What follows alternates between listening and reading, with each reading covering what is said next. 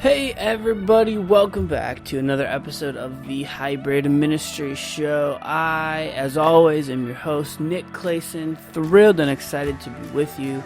We are going to be continuing on through our 6-part church social media framework, and this is actually the very final piece of actual social networks. Next episode, we're going to talk website, text groups, email lists, which is a little cheating because it's more than 6, I get it. But that's what we're going to look at and chat through next week.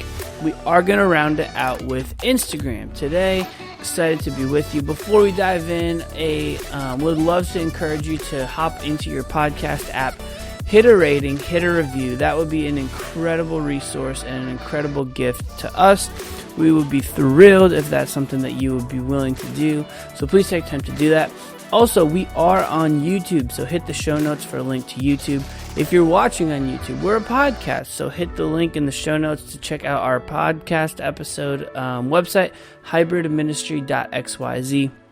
And for each and every single episode, we provide for you 100% free of charge transcripts. So if you're on a run and you're hearing something and you're thinking, man, that was really good, I want to go back and look at that a little bit more, I want to extrapolate that out, you can head to the link in the show notes. We will link this exact episode to the link in the show notes, hybridministry.xyz/038.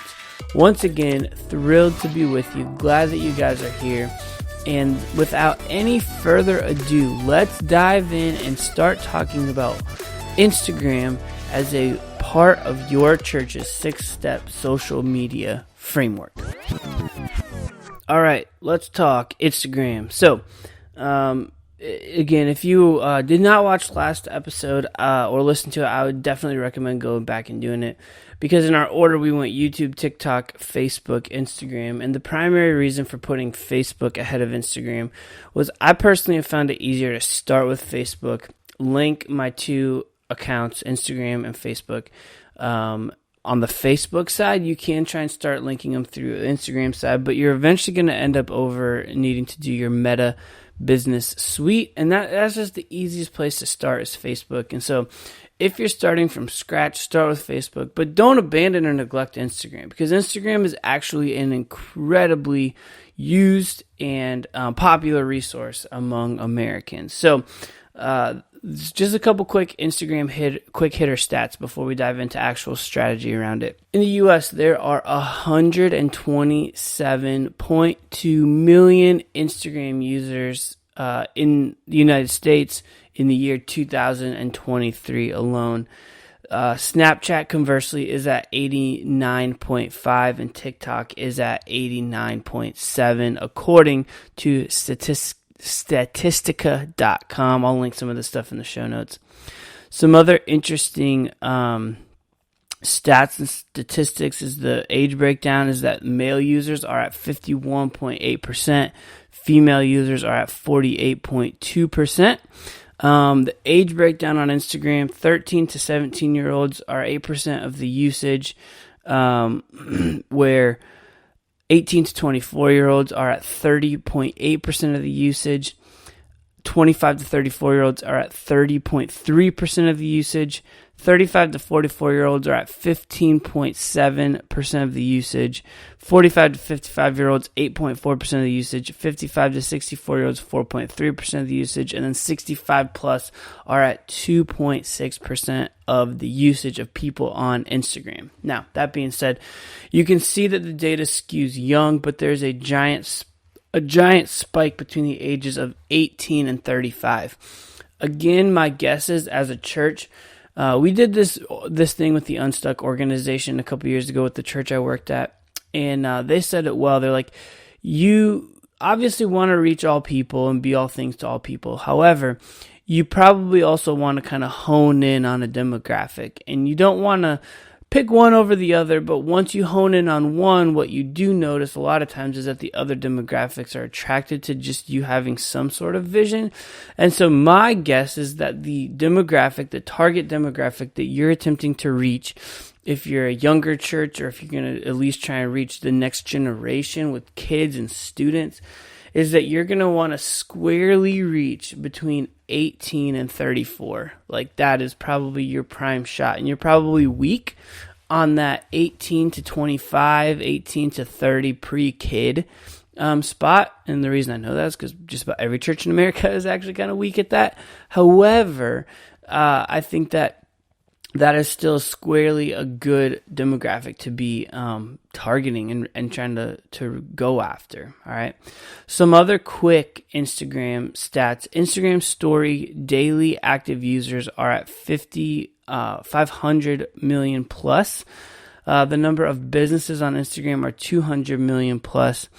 And there are 0.59% of Instagram accounts with over 1 million followers. So Instagram, as you can tell, is still incredibly active. It's still incredibly popular, while TikTok is very much on the rise and has been challenging some of these legacy platforms like Instagram, like Facebook. Instagram still has a place. In fact, just like anecdotally, like I prefer TikTok, but my wife, she watches short form videos, but she chooses to do so in the Instagram Reels section of Instagram, which leads us to our next section. Let's talk about some of the different features that you can find and can use on Instagram. All right, the first feature is the Instagram feed. Now, this is probably the thing that if you are just logging into Instagram for the first time, the first thing you're going to see. It's the spot where people post pictures and you scroll. Instagram made the scroll endlessly. Like, that was them. They made that popular. And then they made all their social media sort of adapt to that. In fact, I remember the update when Facebook went from side swiping photos to you could click on a photo and you could swipe this way. They did that in response to Instagram. I don't know if that was before or after they acquired it, but nonetheless, like Instagram has been very popular and has made a lot of important headway in the world of social media. And so the feed is probably your legacy platform. It's also your social graph spot where you are following the people that you want to follow. And so you get on there, you'd scroll and you'd see, oh, so-and-so just, they just went on a trip to Brazil. I'm going to check that out. I'm going to like it. I'm going to comment. I'm going to share. That's what happens on the Instagram feed. I do also think that the Instagram feed was one of the first places where the highly curated look became popularized. And I do think that some of the platforms like TikTok, like Snapchat, and even like Be Real have swung the pendulum back, is because they are pushing back against some of the highly curated social media places. And so they're looking to find a place where you can actually come in, be yourself, be real, show the unfiltered version of yourself. And so the whole perfectly edited, perfectly airbrushed photos and curated, I think that is starting to wane, especially with the newer and younger generation. And so while Instagram and its feed definitely has a position in this 6-step social media framework, I do think that it is probably one that has grown the most tired and people have grown the most weary of over the years. Let's talk about Instagram stories. If you log into your Instagram app on your phone, across the top, there are little circle icons of different accounts.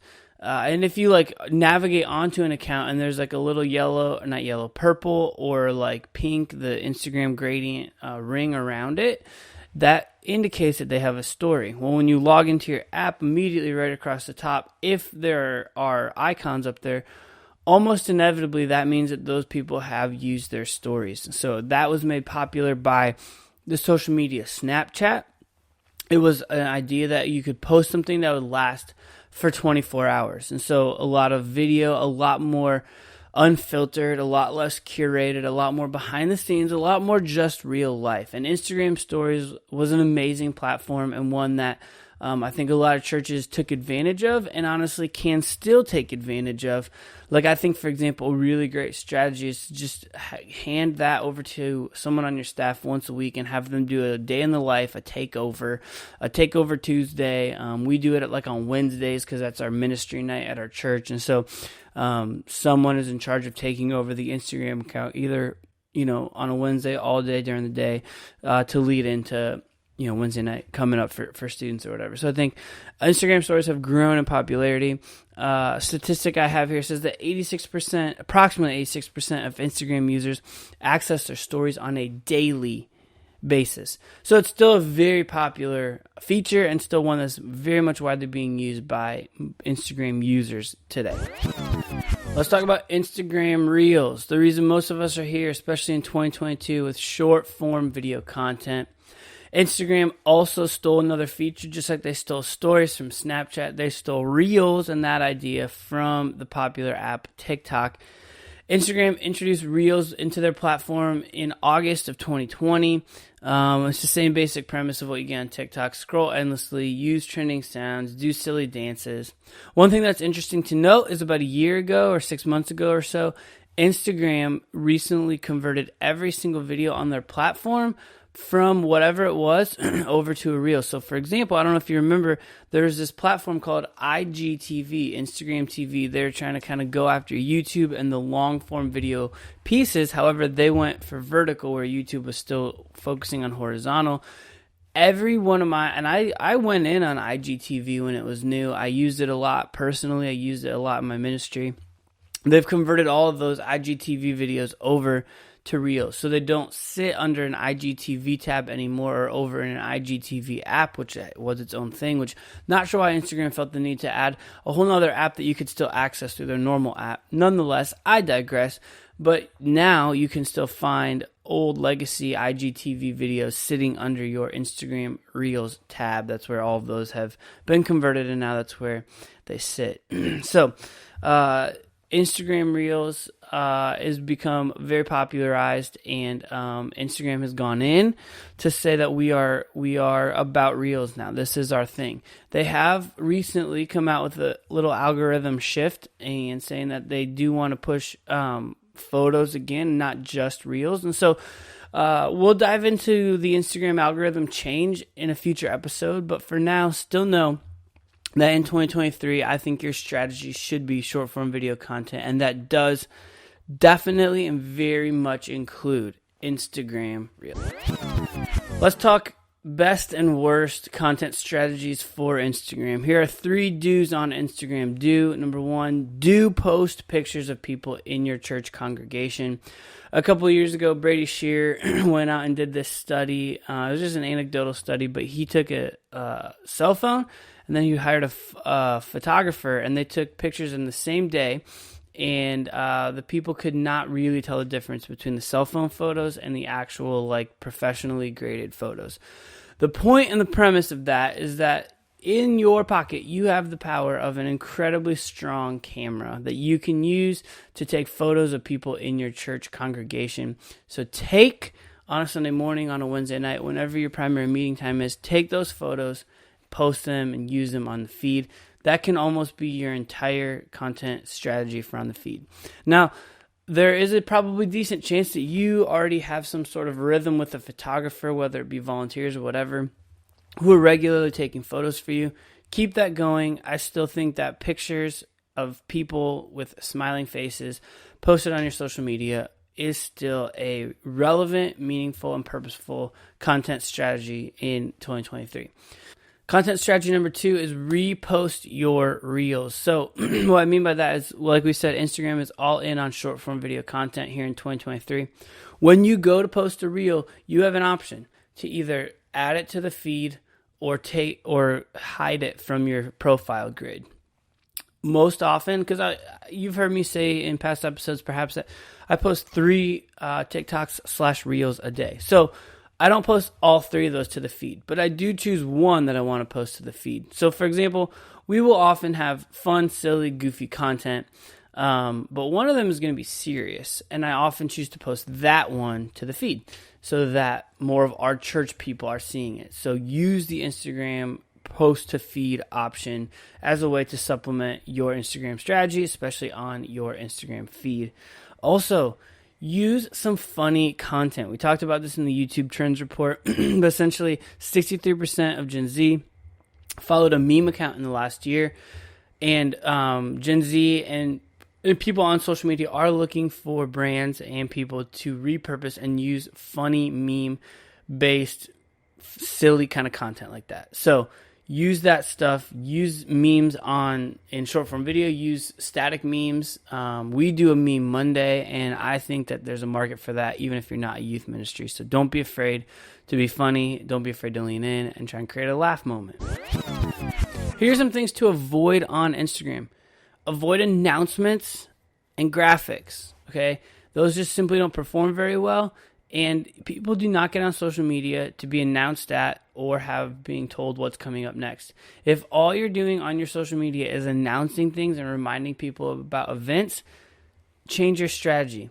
There's a way to incorporate announcements, but still use the medium of the day. So, for example, you can do trending memes, sounds, dances, things like that are reels, that are TikToks. However, you can do those that are funny about like the upcoming event. So for example, last summer or spring, as we were leading into summer camp, there was a trending sound that I found that said something like, "It smells like a public restroom in here."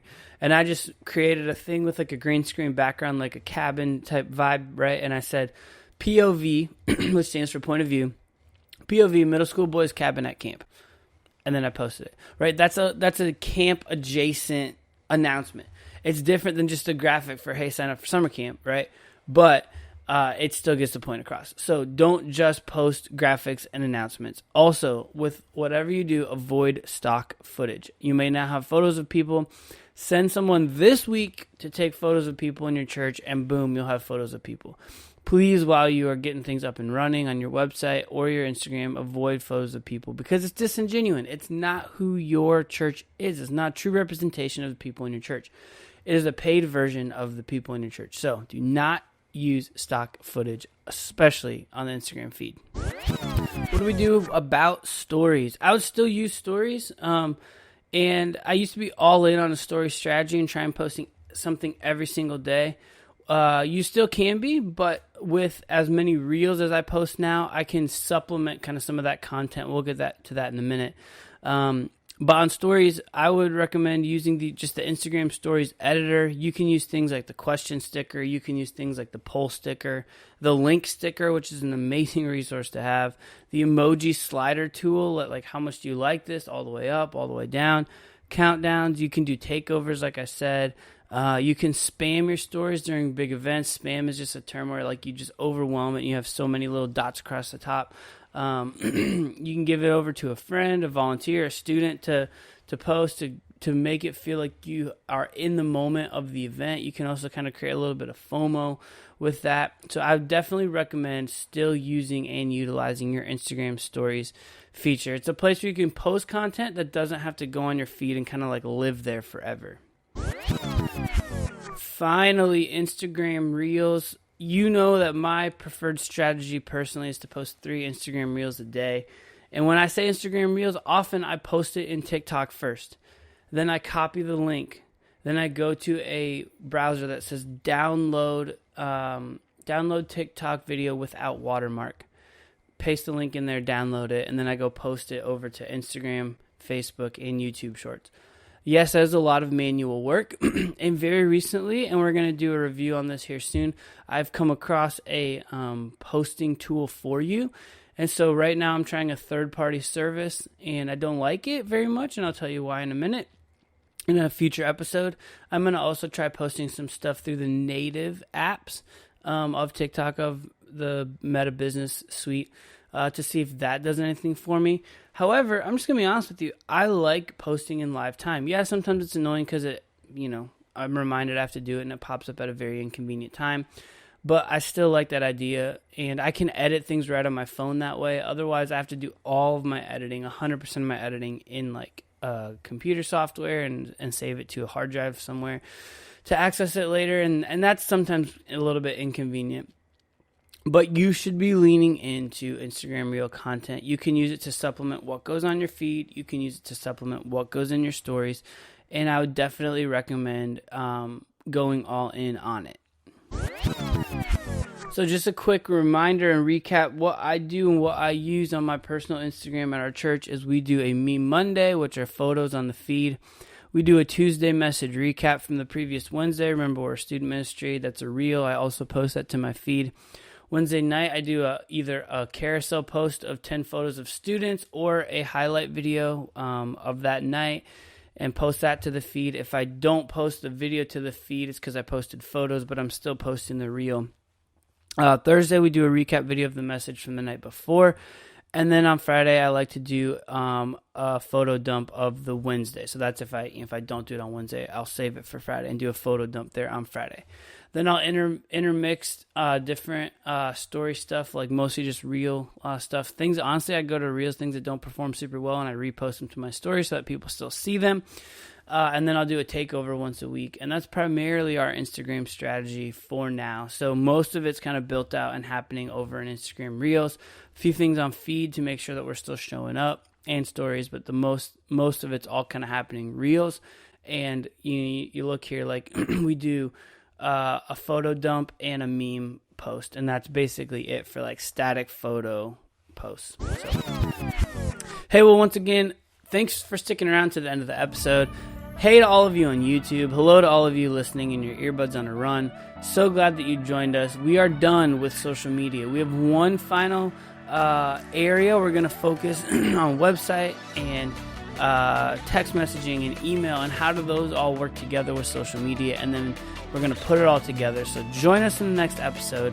So we have done YouTube, we have done TikTok, we have done Facebook, we have done Instagram. We will do those other platforms, website, social media, website, texting, and email. And then finally, part 6, we're going to put it all together and say, hey, here is your church content social media strategy for 2023. So glad you joined us. Hey, if you have not grabbed your ebook, How to Create a TikTok from Start to Finish, as you heard in this episode, Instagram is still very much in on Reels. So if you need to create some Reels, you can do that and learn how to do that through the TikTok editor and by posting a TikTok. And do it all in TikTok, download it, boom, go over, post it on a Reels. So there you go. There's your ebook. Go check that out at our website. Link in the description below. Subscribe wherever you're listening. Subscribe maybe wherever you're watching. So glad that you joined us. We would love it if you could drop a 5-star rating or review just to help us get the word out. We want more people to become aware of the incredible message of Jesus and how important it is to be leaning into the hybridization of your church. I'll just say I had some friends over last night from the church I work at. They're all a little bit younger, and every single one of them was like, yeah, we want more hybrid. We're all trying to think and lean into that direction. So it is the wave of the future, so don't shy away from it. Try to lean into it. Try something new this week. And don't forget, and as always, stay hybrid.